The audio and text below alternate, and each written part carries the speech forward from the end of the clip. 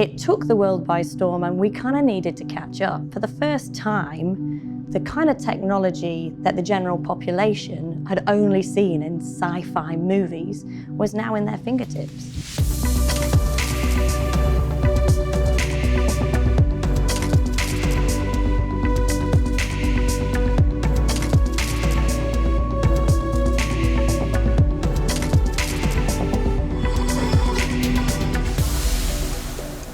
I am a science fiction nerd.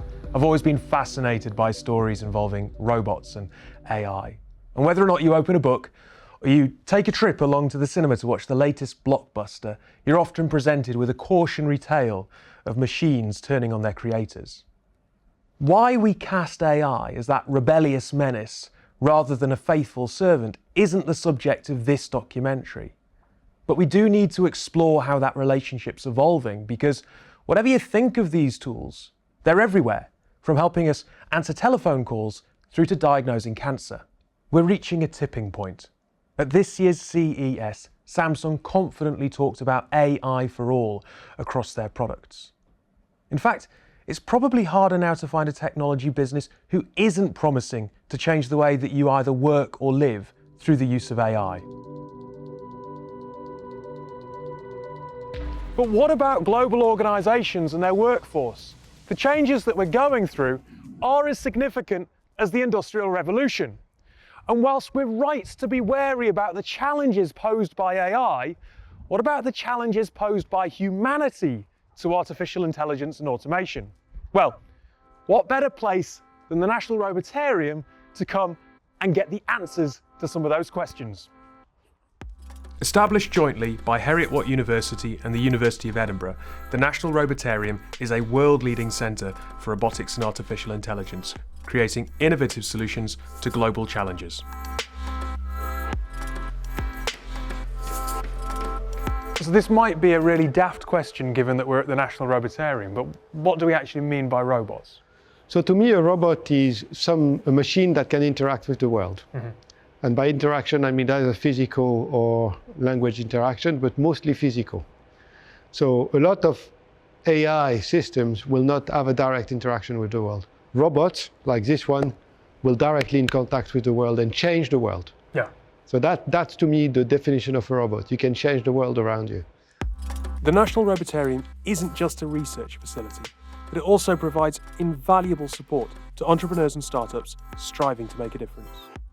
Now, you moved in here beginning of 2022. Yes. The National Robotarium, I think, officially opened in the autumn of 2022. Yeah. What do you think a centre like this provides for a business to enable it to flourish? This is like a real hub for us. It's a hub where we can engage with people within the industry, not even just within the robotics healthcare industry.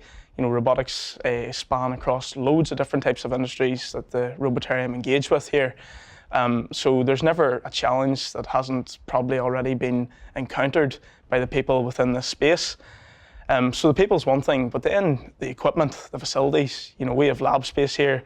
We develop all of our soft robots from the Robotarium. And yeah, so the tech and equipment, the facilities have just been absolutely instrumental in helping us progress our product development to where it is now today. Ivan, in your capacity here at the National Robotarium, you are trying to take theory into practice with industry. Mm-hmm. So when industry come in and talk to you in that first instance, do they understand the depth or the detail of knowledge that they're going to have to implement? No, in general they don't.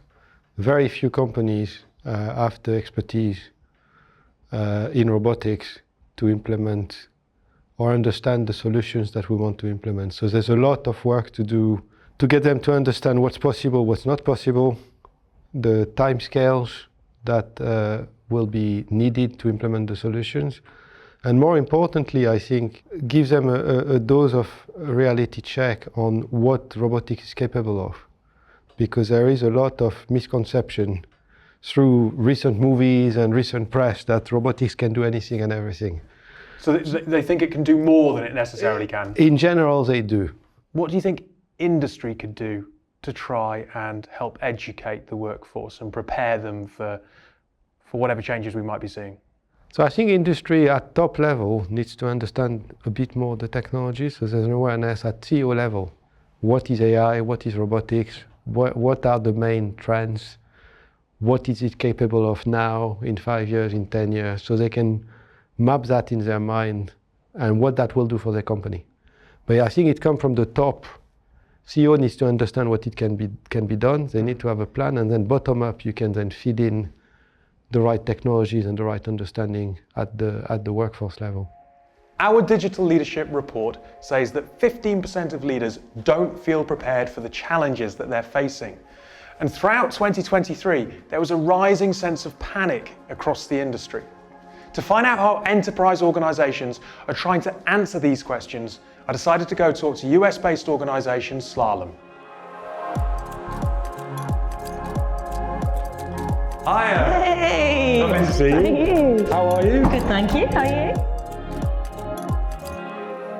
So, how are organizations actually using AI, or how are they hoping to use AI if they're coming up to moving from proof of concepts to large-scale implementations? So in the research that we did in 2023, it showed that 84% of organizations were using AI in some shape or form. And we're seeing majority of organizations doing and experimenting in using AI to drive productivity. So whether that's using it to make knowledge management quicker and easier, and ensuring that the people that were working there can do their jobs quicker and faster and be able to focus on more value-added tasks. And then we also saw quite an advent of using artificial intelligence in customer service to differentiate their products and services over competitors by using things like virtual assistants or chatbots in the sales and marketing space. So that's where I would say predominantly the focus has been.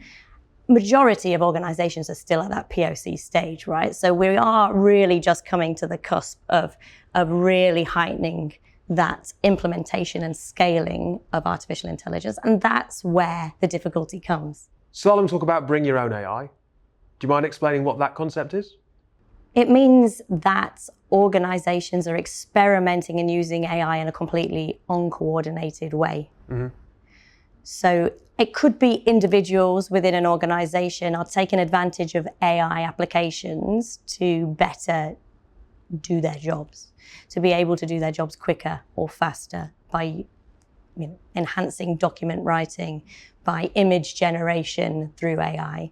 Or it could be departments or business units in a particular organization that have harnessed a use case and are using AI to drive some kind of value, but it might not be in deference to a particular business objective at a strategic level.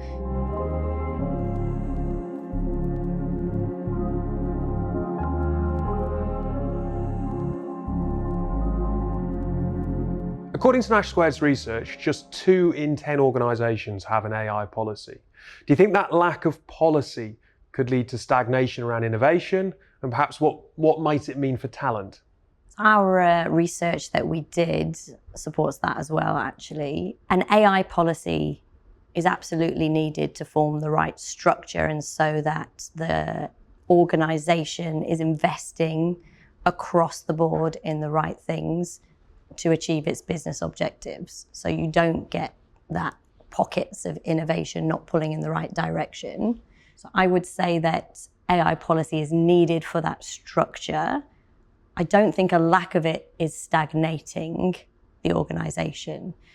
In terms of the talent question, I do worry that if we don't allow an organization to innovate and we put too much of a policy in place, then it will disempower the talent that we have. And what is talent? Talent is your people that are driven, they're motivated, they want to do better, they want to be better. The world is evolving and AI is only going to make that happen at a quicker speed, where you have a new evolution of jobs. You want your people within your organizations to have the skills to be able to do that, because without that, you're not just lacking innovation within your business, you're stopping the wider context and business arena from progressing within society. Caroline makes the point that while certain sectors are pushing ahead with AI, many aren't. Nash Squared's research points to plenty of proof of concept projects, but little else. We're waiting to see what regulation comes down the pipeline, and no one wants to retrofit. That's a problem. It could lead to stagnation, and that could harm the future career prospects of professionals. The young people and the students are interested naturally in these new things, like AI, like robotics, and so it's not a hard sell for us to recruit students. I think when you move to industry, it's a much different picture, because there is a tendency to be very conservative for legal reason and risk management reason. And so sometimes there's a disconnect between the expectation of the people you've trained and the reality of the work in the workplace. And there's very few companies, certainly in the UK, where you can find the type of jobs that are as stimulating as they expected, I think. Surely if you are a technologist working for a company that doesn't have an AI policy, doesn't understand AI, puts you at a severe disadvantage in terms of career prospects. It does. I think we also have to remember it's not just about technology. The types of technology and the way in which we develop and train that technology will probably change at such a rate that, yes, technical skills are super important. However, we can't forget the other skills that are going to be equally important to make sure that we can, as an organization, but also as a society, harness the value of AI and make an impact through AI. Back to the question in terms of, is a technology putting their workers at a disadvantage? Yes, they probably are, but it's probably a much more multifaceted question. That they need to be equipping their organization with not just the technology skills and facilitating their learning of AI, but it's also equipping with the softer skills that are going to be absolutely critical in making sure that we can advance with this. Clearly, we need self-regulation where AI is concerned. But the problem is, over the last couple of decades, the technology industry hasn't exactly proven that capable of self-regulation. In November, the UK hosted the AI Safety Summit, and governments came together to work towards the safe development of the frontier of AI with a joint agreement. Look, it's great news that global governments are coming together and tentatively agreeing to collaborate. But optimism for success isn't exactly high. According to Nash Squared's Digital Leadership Report, 61% of leaders don't think regulation will work. They clearly need convincing. Ott Velsberg is the Estonian government's chief data officer. I'm concerned whether we are doing enough to support the ecosystem itself, or it is really rather about regulation and putting up new requirements. Europe has set out that all member states, there should be a 75% adoption of AI in the private sector. Imagine 75%. In many countries, we have 90 plus, sometimes 99% of all companies are SMEs. So it's really up to the government to support via developing open source core tools, services that private sector can in the end implement, use, because it is impossible for that large scale development to be happening across all small and medium-sized companies. So we need to rethink what we are doing in Europe. And instead, we are focusing really strongly right now on the regulation. Do technology leaders within the SMEs that we're talking about, within those organizations, understand the role that they have to play in achieving regulation that works for everyone? Unfortunately, I think right now, due to the complexity and how things have worked, I think SMEs, if we talk in general, don't understand what is coming. And I think that's kind of a key part. It's similar to GDPR. Everyone understood that something is going to happen. Everyone were a little bit cautious, but now with the AI, it's the similar. Companies are waiting from the government a clear message. This is what you need to do. expecting everyone to understand the scope. Unfortunately, I don't see that this is the case. And it's at the same time true as well. If you have 5, 10 people in a company, SMEs, sometimes more, sometimes less, then thinking from an AI Act perspective, I think it's too much to ask.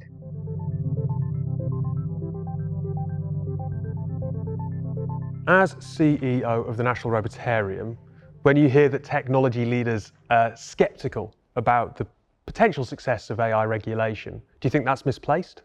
No, not entirely. I think regulation is one way of making sure that we get these things right. We've had a history over, particularly in recent decades, of introducing new technologies and trying to use different ways to make sure that we get the maximum benefit and the minimum harm.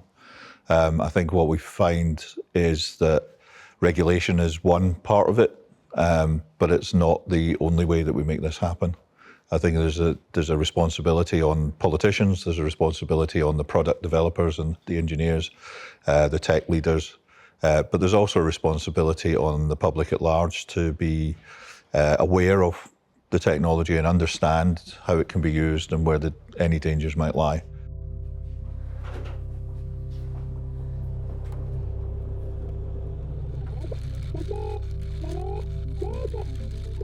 Throughout this debate, it's important we don't lose sight of one core question. What does this mean for us? Even today, some jobs are being put under pressure.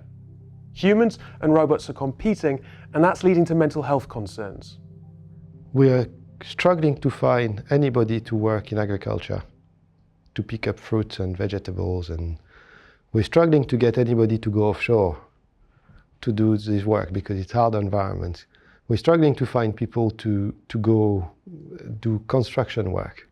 So all those areas where you already have a shortage of staff, I can see robotics making inroads there first. People are worried that automation might lead to a reduction in the amount of jobs available for people. What would you say to that? How do you think robotics can actually go hand in hand with workers, and how do you think that jobs might evolve in the future? Yeah, that's a really interesting question, and it's one that we're faced with quite often, believe it or not. Yeah. And because people are really scared about robotics and AI replacing their jobs, especially within the healthcare industry.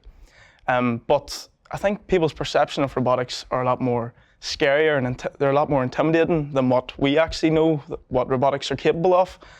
Robotics in our field are never going to be capable of replacing the occupational therapist, the physiotherapist, the doctor. We are so far away from that. I can't even see that in these next 50 years. What do you think the future impact of robotics and AI is likely to be on the workforce? I think if we get it right and we concentrate on the right utilisation, it's going to be really positive. It's going to allow us to move people out of jobs that they don't particularly want to be doing, those jobs that are repetitive, those jobs that are dangerous. It's going to allow us to then replace that with opportunities to work in more skilled jobs, more interesting jobs. But it's also going to allow us to create new jobs that don't exist right now, jobs that are associated with robotics, whether that's design and development, whether it's manufacturing or maintenance. So there's going to be quite a mix. I think if we look at technologies that have been introduced over many decades in the past, picking, for example, the introduction of aircraft, there wasn't an aircraft industry before aircrafts were invented and started to be adopted. That's had a positive impact in terms of creating jobs, opportunities for many, many decades, and will continue into the future. And I think robotics and AI will be very similar to that. But the other thing that the aircraft did was it replaced other modes of transport. And so, ocean-going liners went out of business. But we'll see exactly the same thing with this. I think the positive thing is that as a civilization, mankind has always managed to evolve through these technology changes. This one, I think, is going to be very significant. But I think at the end of it, if we do it correctly, then we'll come out with a lot more benefits than problems.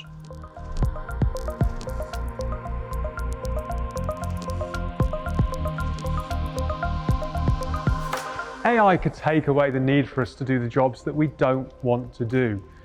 That change will be profound, as we've just heard, where it comes to industries like aviation and the impact it had on ocean-going liners. But throughout this film, we have heard concern where it comes to a lack of cohesion, and that could extinguish the opportunity for AI to be a change for good. Look, innovators are working hard to try and unlock the benefits of AI, but we have to be mindful that there are barriers to overcome, such as potential unhelpful regulation and a lack of money. What would you like to see regulators do, or the environment change in some way, to try and make sure that you can thrive as a business? I think regulations are great, and with regulation comes a lot of evidence that's required for us as a business to enter these markets, and that's great. That keeps everybody really safe. But what doesn't exist right now, even whenever that evidence is present, is the actual funding for robotic and new systems like ours to be piloted within these healthcare systems.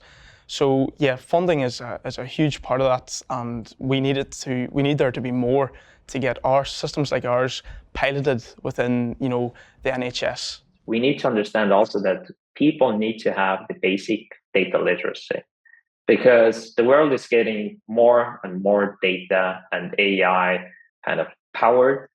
So people need to have the basic understanding. What are their rights? How technology itself functions. So these are the key aspects that we need to start from elementary on.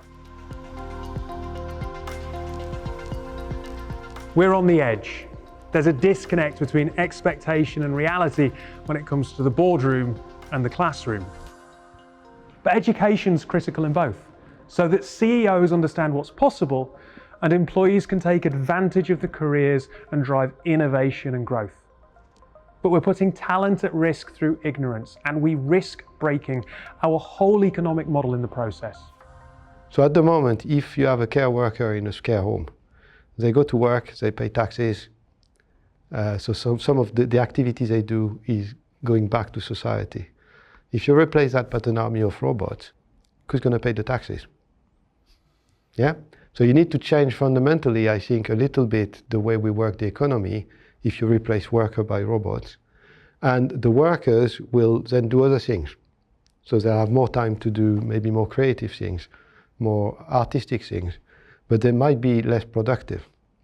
The productivity will increase for society, but individual productivity as individual might decrease. And you need to have a model that solves that. So I don't know if I've answered the question really well, but it's a complex problem. Yeah. I think in the short term, it's not a risk, because we're going to create a new industry. So if you look at when people used to manufacture textile, and it was all handmade, and then you bring the machines, and all these people lost their job in 10 years. But they reinvented themselves, and they found new jobs, and you had created a new industry where you need to build a machine, you need to maintain them, you need to so all of that comes with it, and it's going to be the same with robotics. So if you have robots, who's going to maintain them, who's going to program them, who's going to look after them? You could argue other robots. Yeah. But I think we will see a change, and we need to manage that change. And what I'm worried about is that governments haven't really even started to think about it. Inertia's a real problem. Government doesn't have all the answers, and conservative thinking is only going to blunt your competitive edge. We're left waiting for digital leaders to step up. Look, it's up to you to write the policy that creates structured environments in which talent can flourish, but you also don't strangle innovation. Too many aren't grasping this opportunity, and you're failing your people. Of course, there's one voice we're yet to hear from. Are there appropriate safeguards in place concerning robotics and AI? There are ongoing efforts to develop appropriate safeguards and regulations regarding robotics and AI. It's important for governments and organizations to continue to work together to ensure that these technologies are developed and used in a safe and responsible manner. I think the tipping point is that if we start to also trust what we are actually doing, so instead of having this kind of glasses on that AI is bad, which is right now kind of a really growing sentiment in terms of these are kind of a couple of major players, everyone else are lagging, we need to control, we need to regulate. But let's enable the ecosystem. Let's start to think how we can utilize AI to build a better future. How we can really build an, I don't know, AI virtual assistant for every citizen. How we can support medicine.